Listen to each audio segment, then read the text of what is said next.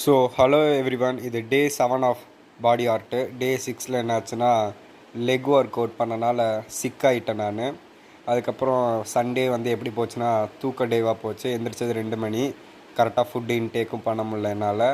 லைட்டாக எந்திரிச்சு சாப்பிட்டு மறுபடியும் படுத்து தூங்கிட்டேன். மறுபடியும் 8 மணிக்கு தான் எந்திரிச்சேன். மறுபடியும் எந்திரிச்சேன், 1 ஹவர் சுற்றினேன், சாப்பிட்டு தூங்கிட்டேன்.